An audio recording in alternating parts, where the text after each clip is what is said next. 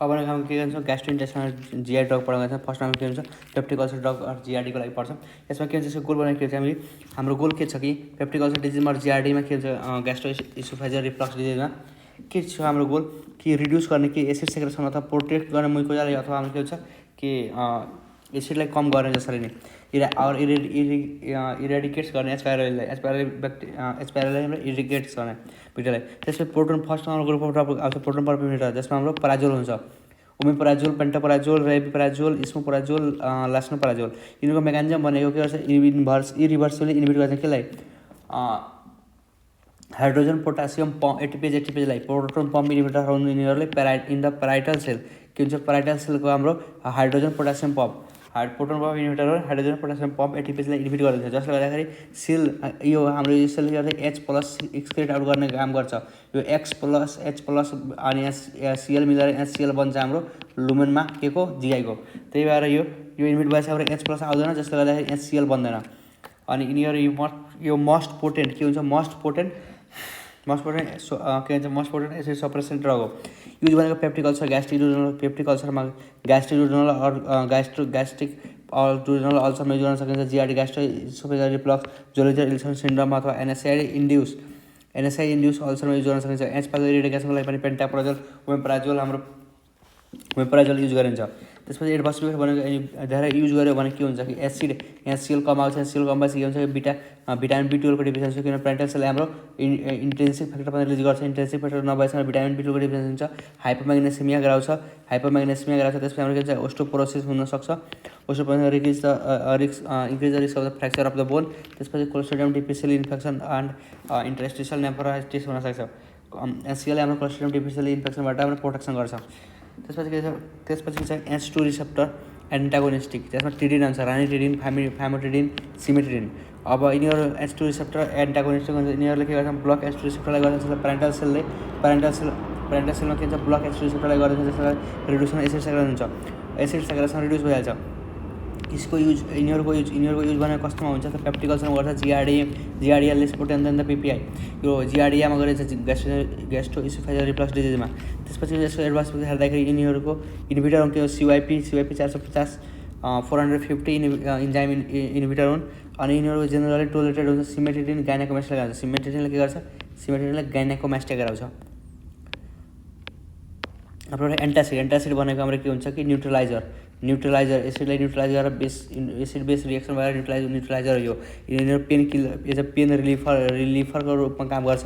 के हुन्छ एन्टासिड भनेको acid aluminium hydroxide magnesium hydroxide अनि क्याल्सियम कार्बोनेट अनि सोडियम बाइकार्बोनेट। योभन्दा पहिलाको भिडियोमा हामी डिस्कस गरिसकेका छौँ यिनीहरूको बारेमा। त्यसपछि यसको मेकानिजम भनेको न्युट्रलाइज ग्यास्ट्रिक एसिड अनि systemic relief of the heartburn pain जुन पेन हुन्छ नि पेनलाई रिलिफ गर्छ। त्यसपछि इन्डाइजेसन गर्छ।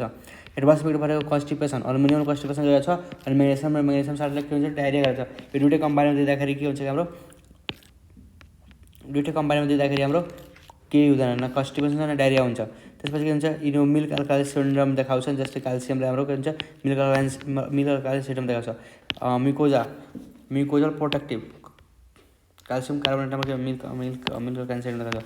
म्युकोजल प्रोटेक्टिभ भनेको सुक्राल्फेट हुन्छ। सुक्राल्फेट मिसोप्रोस्टोल फ्रम सुक्राल्फेट भनेको के गर्छ भेस्कस प्रोटेक्टिभ बेरियर बनाउँछ अल्सर ओभर द अल्सर बेसमा के गर्छ सुक्राल्फेटले के गर्छ एउटा प्रोटेक्टिभ लेयर बनाइदिन्छ।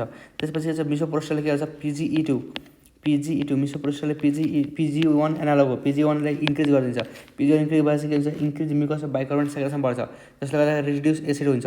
त्यसपछि युज भनेको प्रिभेन्सन अफ एनएसआइडी इन्ड्युस अल्सरमा युज गरिन्छ कन्ट्राइन्डिकेटेड इन द प्रेग्नेन्सी। यसलाई प्रेग्नेन्सीमा युज गर्न मिल्दैन। मिसोप्रोस्टोल सुक्राल्फेटलाई पनि प्रेग्नेन्सीमा युज गर्न मिल्दैन। मिसोप्रोस्टोलले यिनीहरू मिसोप्रोस्टोलले प्रेस्टा गर्ने E1ले के गर्छ कि हाम्रो युटेराइन कन्ट्राक्सन गराइदिन्छ। एचपाइरो इरिगेसनको लागि हाम्रो standard triple drug therapy use गरिन्छ। प्रोटोन पम्प इन्हिबिटर एमोक्सिसिलिन और क्लोथ्रोमाइसिन मेटेन्डाजोल युज गरिन्छ 10 देखि 14 दिनको दिनमा। Quadruple therapy if the triple therapy fail then resistance suspected हुन्छ त्यसमा क्वाड्रुपल थेरापी गरिन्छ। के भन्छ हाम्रो यो प्रोटोन पम्प इन्हिबिटर मतलब ओमेप्राजोल क्याम यसको लागि हाम्रो क्याम याद राख्नुपर्छ क्याम ओमेप्राकम के हुन्छ कि ओमेप्राजोल एमोक्सिसिलिन क्लोथ्रोमाइसिन और मेटेन्डाजोल दुईवटामा एउटा कुनै दिन मिल्छ। This is regarding the peptic ulcer. Now we are moving on the एन्टिमेटिक्समा के हुन्छ कि mechanism block the various receptor involve in vomiting centre. Antiemetics भनेको भोमिटिङलाई कन्ट्रोल गर्ने। भोमिटिङलाई कन्ट्रोल गर्ने भने मेकानिजम एक्सर्साइज गरेर के हुन्छ कि भोमिटिङ सेन्टर जुन हुन्छ नि भोमिटिङ रिफ्लक्स त्यहाँ के हुन्छ केमो रिसेप्टर ट्रिगर जुन हुन्छ। अब केमो रिसेप्टर ट्रिगर जुनलाई के हुन्छ त्यसमा रिसेप्टर हुन्छ T2 डोपामिनिक रिसेप्टर हुन्छ, सेरोटोनिक रिसेप्टर हुन्छ, हिस्टामिनिक रिसेप्टर हुन्छ, मस्कार्निक रिसेप्टर, न्युरोकाइनेटिक रिसेप्टर हुन्छ। न्युरोकाइनेटिक रिसेप्टर यिनीहरूको रिसेप्टरलाई के हुन्छ ब्लक गर्नुपर्छ। यिनीहरू ब्लक गरेपछि मात्र भोमिटिङ भोमिटिङ सेन्टर ब्लक भएपछि मात्र GI ट्र्याकमा हाम्रो भोमिटिङ के हुन्छ भोमिटिङ स्टप हुन्छ। क्लासेस भनेको सेरोटोनिन एन्टागोनिस्टिक 5/3 एन्टागोनिस्टिकमा हाम्रो ओन्डासेटोन ग्रानिसेटोन पर्छ, पालोनोसेटोन। यिनीहरूको युज भनेको केमोथेरापिक इन्ड्युस नोजिया भोमिटिङमा युज गरिन्छ अथवा पोस्ट अपरेटिभ नोजिया भोमिटिङमा युज गर्न सकिन्छ। डोपामिन D2 एन्टागोनिस्टिकमा हाम्रो मेक्लोप्रोपामाइड भयो, अल्सो प्रोकाइनेटिकमा युज गरिन्छ, अल्सो प्रोकाइनेटिक यसको एक्सन हुन्छ। त्यसपछि डोमपेरिडोन एन्ड प्रोक्लोरपेराजिन डोमपेरिडोन। त्यसपछि एन्टिहिस्टामिनिकमा हेर्दाखेरि एन्टिहिस्टामिनिक। अब यिनीहरूको युजेज भनेको सेम छ chemotherapy induced nausea vomiting, post operative nausea vomiting, ग्यास्ट्रोपेरेसिसमा युज गर्न सकिन्छ। यिनीहरूको साइड इफेक्ट भनेको एउटा मेटोक्लोप्रोपामाइडको साइड इफेक्ट भनेको एक्स्ट्रा पिरिमिडल सिम्टम्स देखाउँछ, जस्तै ट्रेमर भयो। त्यसपछि हाइपरप्रोल्याक्टिनेमिया देखाएपछि के हुन्छ कि हाम्रो गाइनेकोमास्टिया और के हुन्छ कि हाम्रो प्रोल्याक्टिन ब्रेस्टबाट हाम्रो के हुन्छ मिल्क सेक्रेसन प्रोल्याक्टिनेमिया देखाउन सक्छ। त्यसपछि हुन्छ एन्टिहिस्टामिनिक एन्टिकोलिनर्जिक M1 रिसेप्टर मस्कार्निक रिसेप्टर ब्लकर। एन्टिहिस्टामिनिक एन्टिकोलिनर्जिक के हुन्छ कि एन्टिकोलिनर्जिकमा हाम्रो प्रोमेथाजिन H1।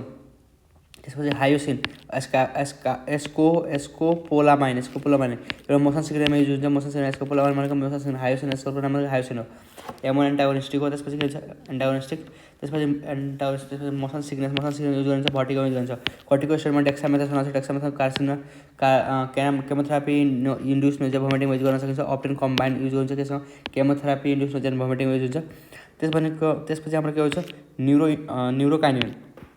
न्युरोकाइनिन 1 रिसेप्टर एन्टागोनिस्टिक भनेको पिटान, एप्रिपिटान, फोसापिटान।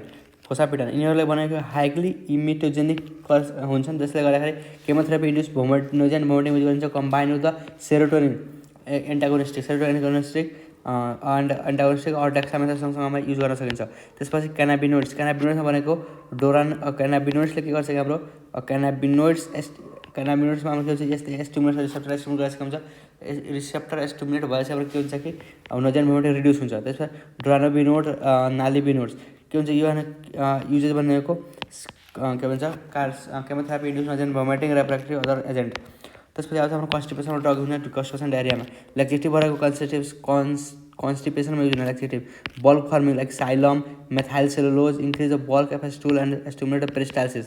त्यसपछि ओस्मोटिक भनेको lactulose polyethylene glycol and magnesium hydroxide. यिनीहरूले के गर्छ यिनीहरूले वाटर के हुन्छ ड्रेग गर्छन् वाटर एलुमेन्टमा, जसले गर्दाखेरि स्टुल सफ्ट हुन्छ। त्यसपछि स्टुल सर्फेक्टेन्ट युज गरिन्छ, जस्तै डेकुसेट